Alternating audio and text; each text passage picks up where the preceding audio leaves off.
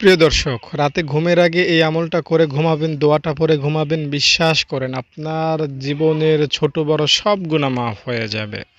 আপনার নামাজ না পড়ার গুনাহ, জিনা করার গুনাহ, বেপরদায় চলার গুনাহ, সুদ খাওয়ার গুনাহ, গুনাহ বলতে যা আছে, গুনাহ মাফ হয়ে যাবে। গুনাহ থাকতেই পারবে না।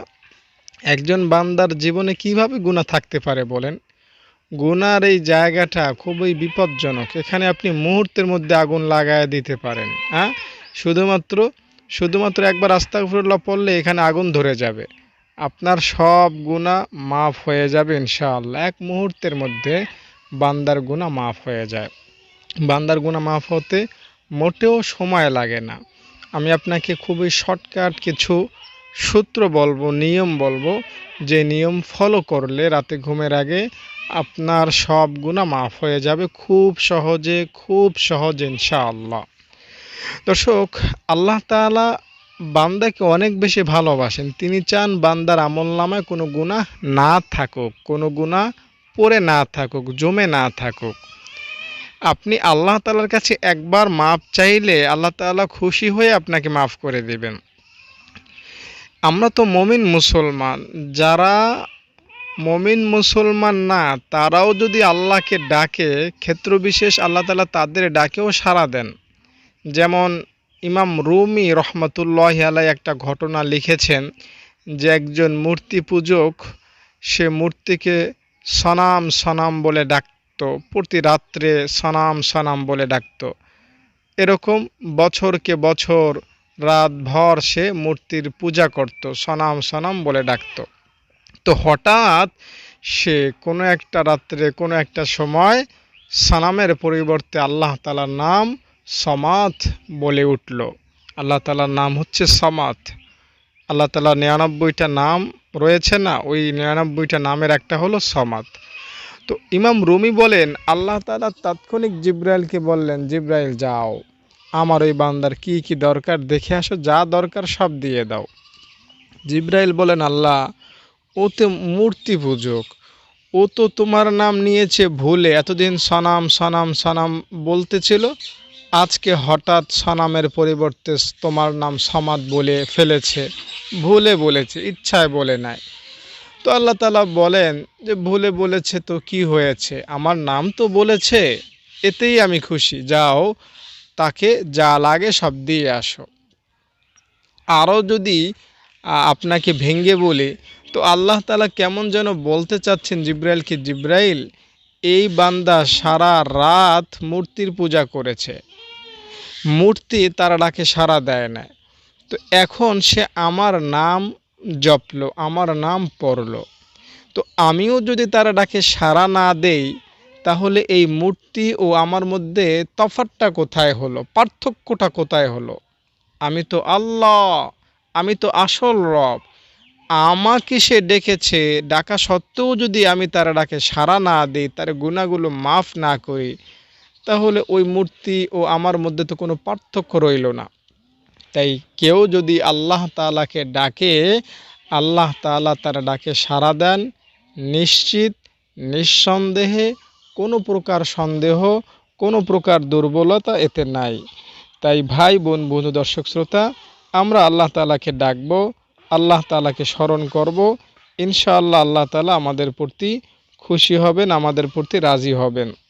দর্শক, আব্দুল কাদের জিলানী রহমতুল্লাহি আলাইহি নামে একজন বুজুর্গ ছিলেন।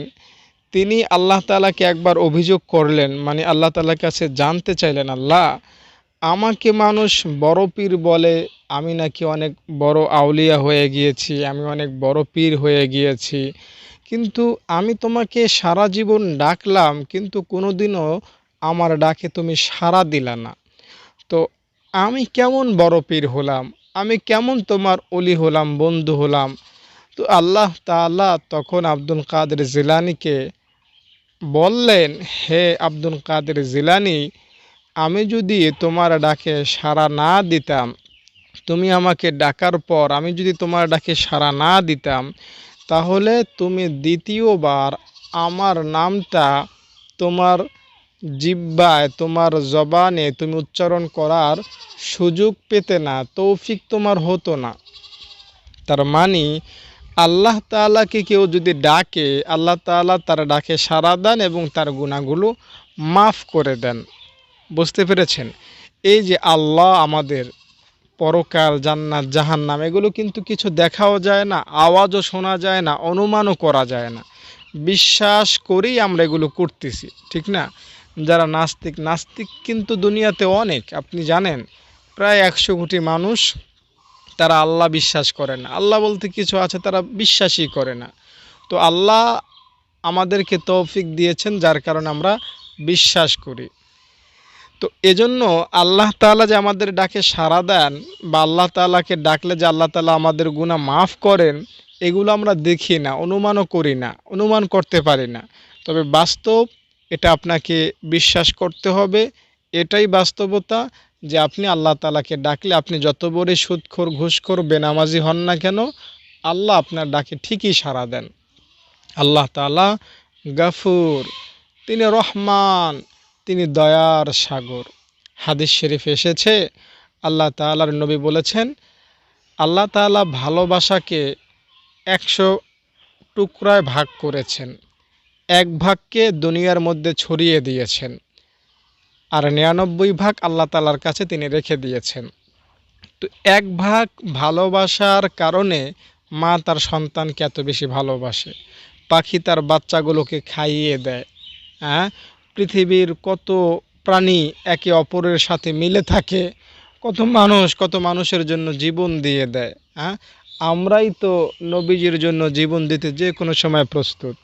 তো এই যে ভালোবাসাটা, এটা ওই এক ভাগের নমুনা, আর বাকি 99 ভাগ ভালোবাসা আল্লাহ তাআলার কাছে রয়েছে।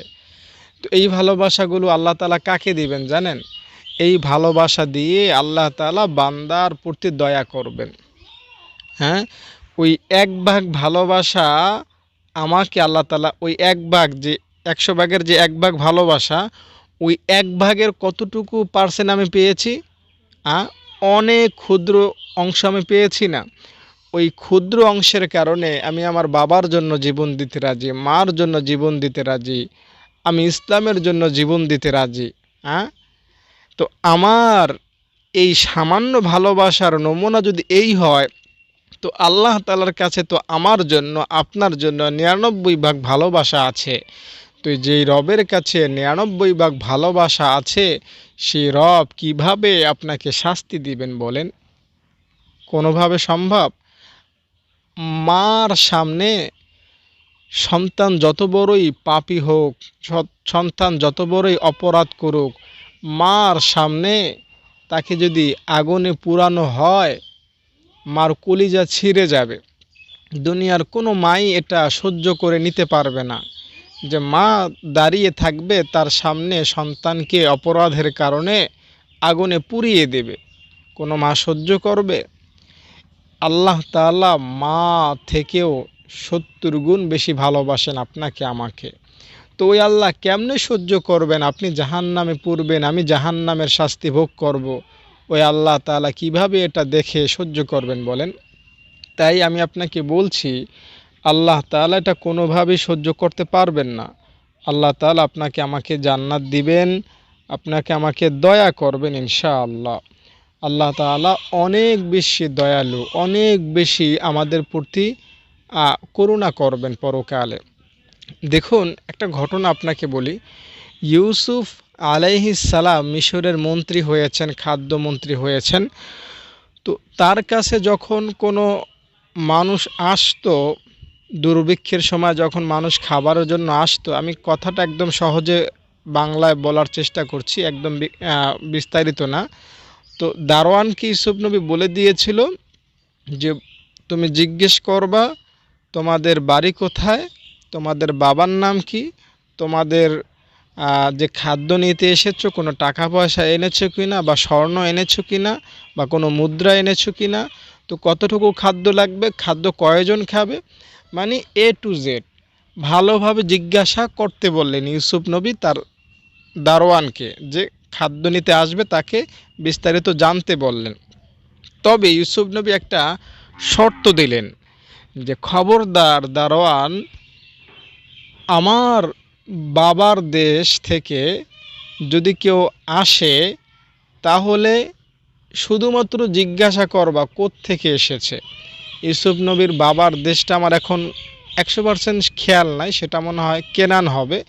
তো যদি বলে আমরা কেনান থেকে এসেছি, তাহলে খবরদার দ্বিতীয় আর প্রশ্ন করবা না, বাবার নাম কি, টাকা এনেছো কি না, কেন এসেছো, কয়জনের খাবার নিবা, কোনো প্রশ্ন করবা না। কেনান থেকে এসেছে তো তারা আমার ভিআইপি মেহমান, কোনো প্রশ্ন করবা না।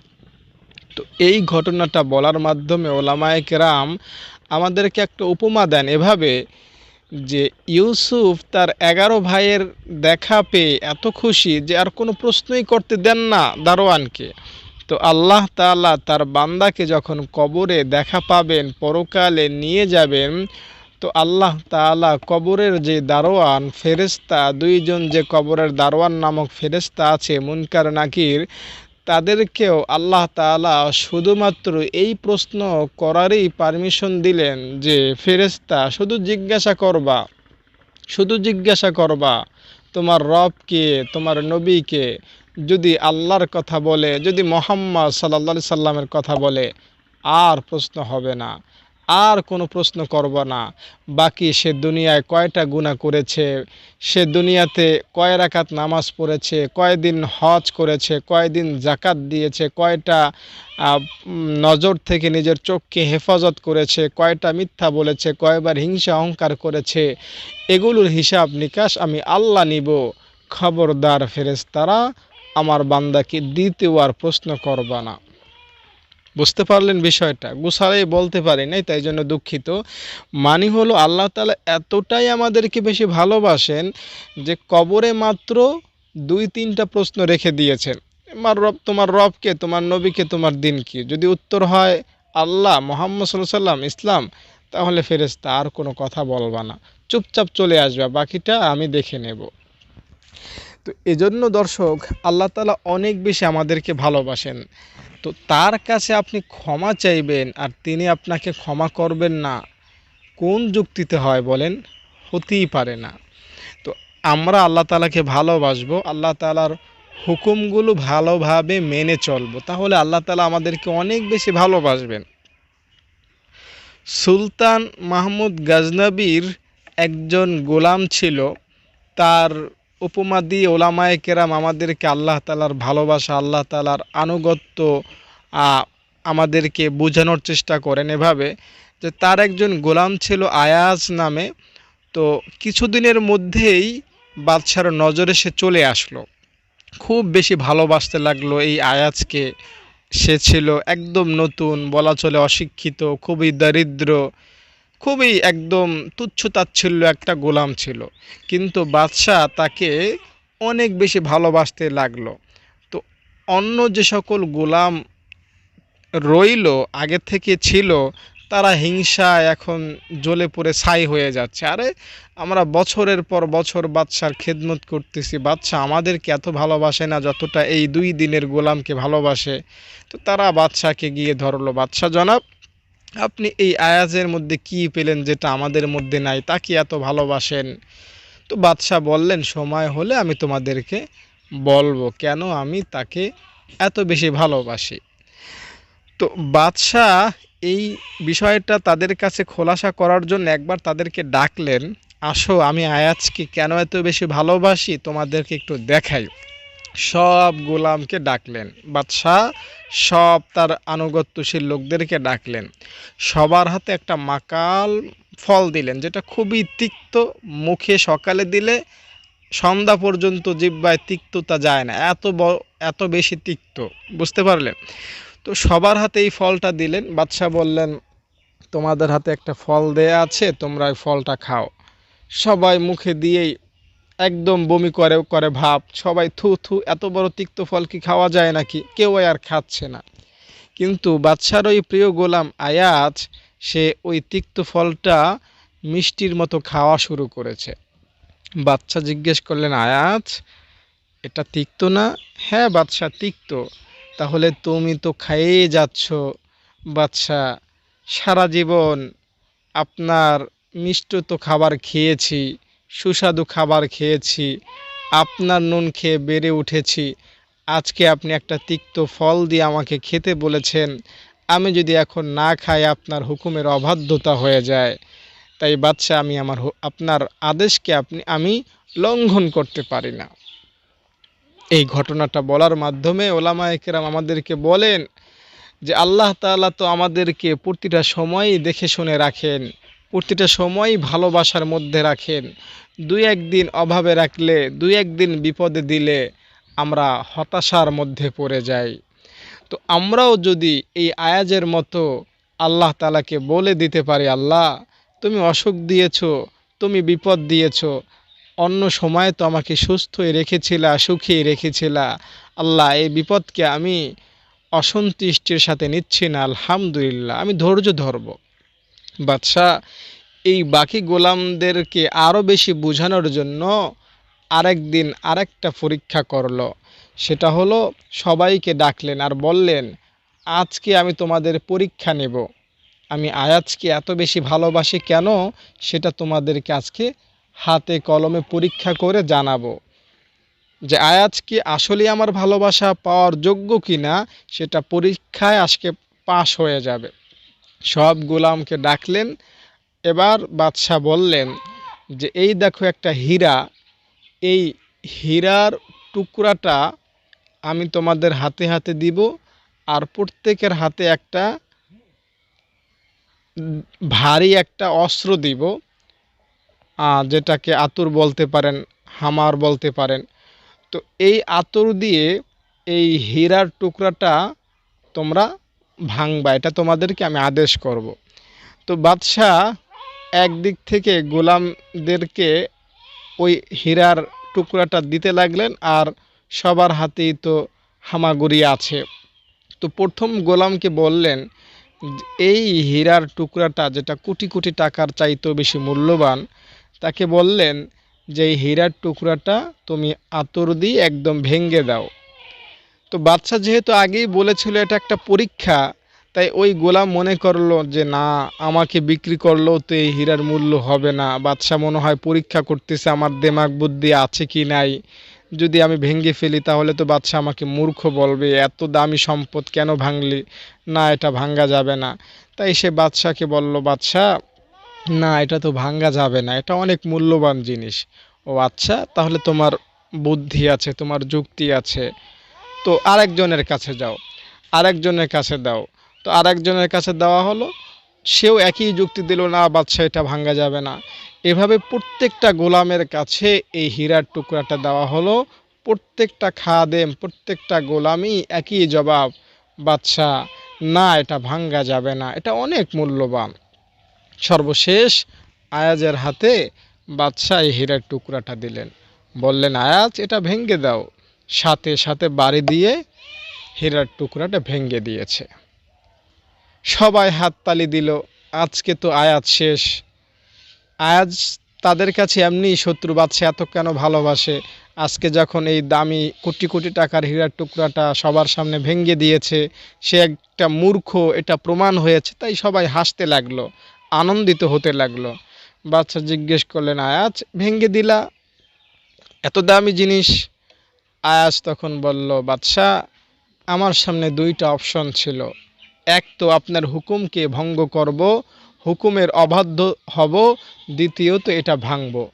তো আমার কাছে এই হীরার চাইতে আপনার হুকুম মান্য করা অনেক বেশি মূল্যবান।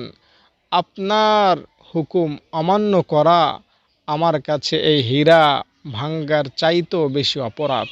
তাই আমি এটা ভেঙে ফেলেছি। এই কথা শুনে বাদশা খুশি হয়ে গেলেন এবং সবাইকে উচিত জবাব দিলেন যে দেখো আমি কেন আয়াজকে এত বেশি ভালোবাসি।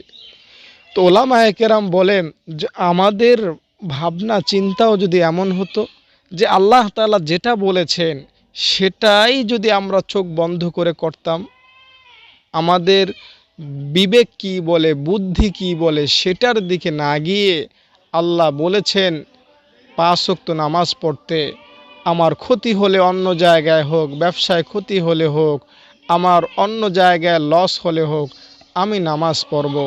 আল্লাহ বলেছেন জাকাত দিতে, বাহ্যিকভাবে তো এটা ক্ষতি দেখা যায়, কিন্তু আল্লাহ তাআলার হুকুম অমান্য করা আরও বড় অন্যায়, তাই আমরা আল্লাহ তাআলার হুকুম মানব। সর্বশেষ আরেক দিন বাদশাহ তাদেরকে বোঝানোর জন্য তাদের কাছে বিচার নিয়ে আসলো। বাকি যে গোলাম ছিল তারা একটা সুযোগ খুঁজতে লাগলো কিভাবে আয়াজকে অপমানিত করা যায়, এই রাজ দরবার থেকে বের করা যায়। তো তারা খুঁজতে খুঁজতে দেখলো যে আয়াজ একটা বাক্সের মধ্যে কি যেন দেখে, সকালেও দেখে বিকালেও দেখে, আর বাক্সটা তালা মেরে রেখে চাবিটা তার কাছেই রাখে। তো এইভাবে এক সপ্তাহ, এক মাস, 2 মাস যখন আয়াজ এটা করতে লাগলো, সবার মনে সন্দেহ লাগলো যে বাদশার ধনভাণ্ডার থেকে সে কিছু চুরি করেছে, সেটা সে নিজের কাছে রেখেছে এবং সেটা সে সকাল সন্ধ্যা দেখে। তাই সবাই মিলে বাদশার কাছে নালিশ করলো, বাদশাহ আপনার প্রিয় গোলাম তো এই আপনার রাজদরবার থেকে অনেক দামি সম্পদ চুরি করে ওই বাক্সের মধ্যে রেখে দিয়েছে, সে সেটা সকাল সন্ধ্যা দেখে। আয়াজকে বাদশা ডাকলেন, কি ব্যাপার, তোমার একটা বাক্স আছে? হ্যাঁ বাদশা আছে। সেটার মধ্যে তুমি তালা দিয়ে রাখো? হ্যাঁ বাদশা তালা দিয়ে রাখি। সেটা তুমি সকালেও চেক করো বিকালেও চেক করো? হ্যাঁ বাদশা আমি সকালেও সেটা দেখি খুলে, বিকালেও আমি সেটা চেক করি।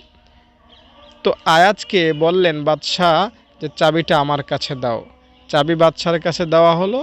বাদশা চাবিটা আয়াজকে যারা দেখতে পারে না তাদের মধ্যে একজন গোলামকে দিল, বলল যাও আয়াজের বাক্সের মধ্যে যা কিছু আছে সব কিছু নিয়ে আসো, কোনোটাই বাকি রাখবা না। দৌড়িয়ে গেল, খুলে যা কিছু ছিল সব কিছু বাদশার সামনে হাজির করলো।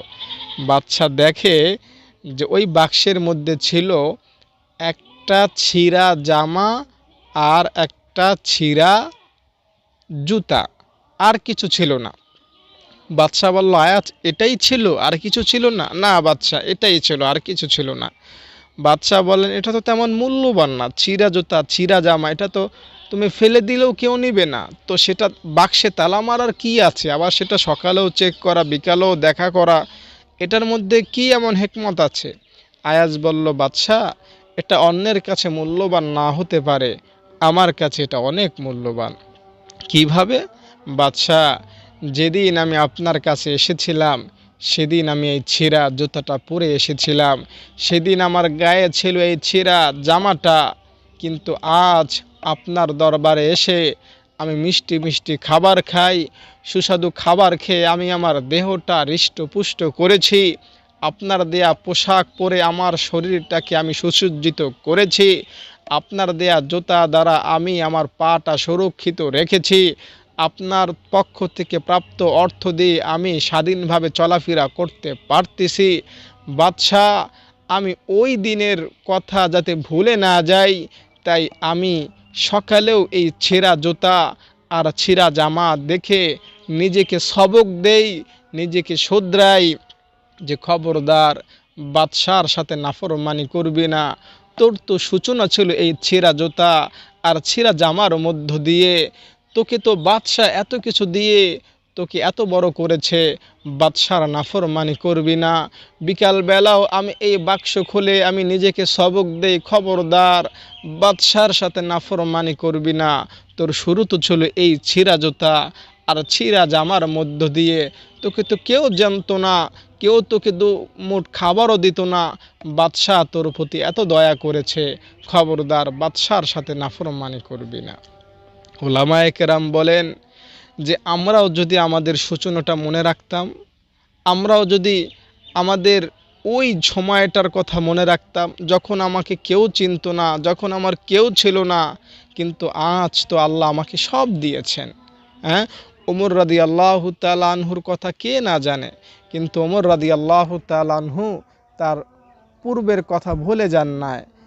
তিনি রাখাল ছিলেন, উট গরু এগুলো ওমর রাদিয়াল্লাহু তাআলা আনহুর মাথায় পেশাব পায়খানা করে দিত।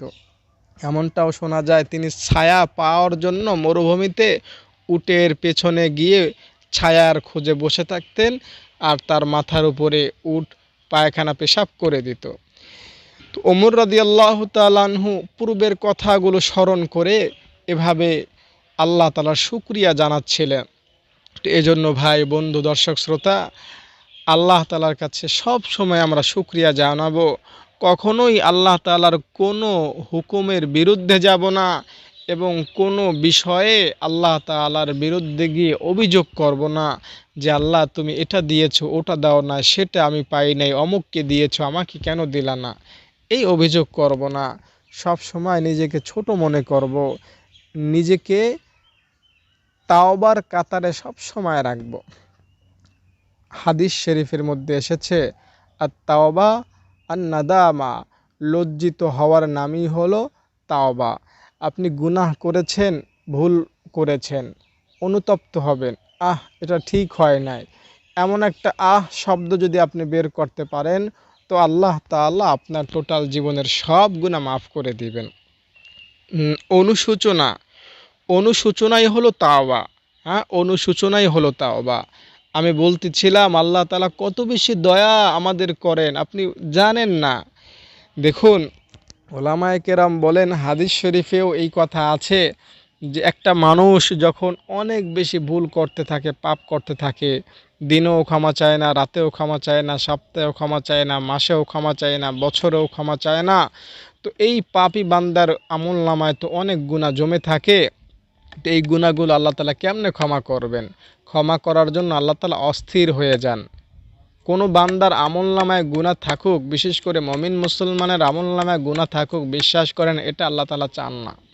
তাই আল্লাহ তাআলা সমুদ্রের মাছগুলোকে অর্ডার করে, মাছ, আমার বান্দা শয়তানের ধোকায় এমন পড়া পড়েছে যে এখন গুনাহ ক্ষমা যে আমার কাছে চাইবে সেই সময় তার কাছে নাই। তাই আমার বান্দা গুনাহ করে করুক, আমি তো আছি গফফার, তুমি একটু আমার বান্দার জন্য আমার কাছে ক্ষমা চাও। তো মাছ তখন বলে, আল্লাহ তুমি আব্দুর রহমানকে মাফ করে দাও। আল্লাহ তাআলা বলেন, যাও মাছ, আমার বান্দা ক্ষমা না চাইলে কি হবে, তুমি তো তার পক্ষ থেকে ক্ষমা চেয়েছো, যাও আমি আমার ওই পাপী বান্দাকে মাফ করে দিলাম। বুঝতে পারলেন? আল্লাহ তাআলা এভাবে আকাশের উড়ন্ত পাখিগুলোকে বলে, পাখিরা, সমুদ্রের মাছ তো আমার ওই পাপী বান্দার জন্য দোয়া করেছে, ক্ষমা তো আমি করব, তোমরাও একটু ক্ষমা চাও তার জন্য। তো পাখিরাও ওই পাপী বান্দার জন্য ক্ষমা চায়, আল্লাহ তখন ওই বান্দারকে সব মাফ করে দেন, সব গুনাহ মাফ করে দেন। বান্দাটা যখন একটু বেশি টাইপের অপরাধী হয়, অনেক বেশি পাপ করেছে, তো তখন আল্লাহ তাআলা এই পাখি আর মাছ দিয়ে ক্ষমা চান না, ক্ষমা চাওয়ান না। আল্লাহ তাআলা সরাসরি ভিআইপি ফেরেশতাদেরকে দিয়ে ক্ষমা চাওয়ান। আল্লাহ তাআলা ফেরেশতাদেরকে কেমন যেন বলেন, আচ্ছা ফেরেশতারা, আমি তো আমার এই বন্ধুর উম্মতটাকে জাহান্নামে ফেলতে চাই না, কিন্তু ওকে শয়তান এমনভাবে নেশায় ফেলেছে যে ও এখন আমাকে ভুলেই গিয়েছে। আচ্ছা, ও আর মতো গুনাহ করতে থাক, পিছনের যে গুনাহগুলো আছে ওগুলো আমি আপাতত ক্ষমা করতে চাই। ও তো আমার কাছে বছরও একবার ক্ষমা চায় না, আমি কিভাবে তাকে ক্ষমা করি বলতো ফেরেশতারা? যা, তোরা একটু যা, তোরা তার পক্ষ থেকে আমার কাছে ক্ষমা চা। তোরা বল যে আল্লাহ তুমি আব্দুর রহমানের পেছনের গুনাহ মাফ করে দাও। তো তখন ফেরেশতারা কি বলে জানেন? আল্লাহ তুমি আব্দুর রহমানের পেছনের গুনাহগুলো মাফ করে দাও, আমরা তার পক্ষ হয়ে তোমার কাছে মাফ চাচ্ছি। আল্লাহ তাআলা তখন খুশি হয়ে যান, ও ফেরেশতারা, তোমরা ক্ষমা চেয়েছো, তোমাদের তো কোনো গুনাহ নাই, তোমরা তো পবিত্র, তোমাদের দোয়া আমি কিভাবে বিফলে ফেলি, যাও আমি আমার ওই পাপী বান্দার গুনাহগুলো মাফ করে দিলাম। আল্লাহু আকবার, আল্লাহু আকবার। আল্লাহ কত মেহেরবান, কত দয়ালু। এত দয়াময় আল্লাহকে পেয়ে আমরা অবশ্যই খুশি, ঠিক না? ওই আল্লাহ, ওই আল্লাহর কাছে আপনি যদি ক্ষমা চান, যে আল্লাহ ক্ষমা না চাইলেও ফেরেশতা দিয়ে ক্ষমা ব্যবস্থা করে দেন, মাছ পাখিগুলোর দ্বারা তাওবা করিয়ে, ইস্তেগফার করিয়ে পাপী বান্দার গুনাহগুলো মাফ করিয়ে থাকেন, ওই আল্লাহর কাছে যদি আমি আপনি সরাসরি মাফ চাই, তো এই আল্লাহ কি মাফ করবেন না? অবশ্যই মাফ করবেন। ভাই, বন্ধু, দর্শক, শ্রোতা, হতাশ হবেন না, নিরাশ হবেন না। কয়টা গুনাহ করেছেন? আমি আপনাকে গ্যারান্টিযুক্ত একটা আমল বলি, সুবহানাল্লাহ মিয়া 100 বার পড়েন, আলহামদুলিল্লাহ 100 বার পড়েন, আল্লাহু আকবার 100 বার পড়েন, সকালে 100 বার, বিকালে 100 বার। আপনার গুনাহ কয়টা আর থাকবে? গুনাহ থাকবে না, এটা আপনি লিখে রাখুন। একদম লিখে রাখুন, আস্তাগফিরুল্লাহাল্লাযী লা ইলাহা ইল্লা হুয়াল হাইয়ুল কাইয়্যুম ওয়া আতুবু ইলাইহি। সকালে ১০০ বার, বিকেলে ১০০ বার। শুধুমাত্র এই দোয়াটাই, আর অন্য কোনো দোয়ার কথা আমি আপনাকে বলছি না। শুধুমাত্র এই আস্তাগফিরুল্লাহাল্লাযী, এই দোয়াটা সকালে ১০০ বার, বিকেলে ১০০ বার পড়বেন। আপনার আমলনামার গুনার মধ্যে আগুন ধরে যাবে, বোমা বিস্ফোরণ হবে, একটা গুনাহও ফেরেশতারা খুঁজে পাবে না, একদম সব শেষ করে দিবেন আল্লাহ তাআলা। আপনার যেই ফেরেশতা আপনার গুনাহ লেখে, ওকে আল্লাহ তাআলা ছুটি দিয়ে দেবেন, যা যা, ও ইস্তেগফার পড়েছে, আমার কাছে ক্ষমা চাইছে, ফেরেশতা তোমার আর ডিউটি নাই, অফ থাকো, তার আমলনামাটা আমার কাছে দাও। আল্লাহ তাআলা আমলনামাটা ছিঁড়ে ফেলেন, একদম সব শেষ করে ফেলেন। আর ওই ফেরেশতা তো বুদ্ধি আছে, গরু ছাগলের তো বুদ্ধি নাই, মনে রাখতে পারে না গরু ছাগল, আর ফেরেশতার বুদ্ধি আছে। মানুষের চাইতে কোটি গুণ বেশি বুদ্ধিমান ফেরেশতারা।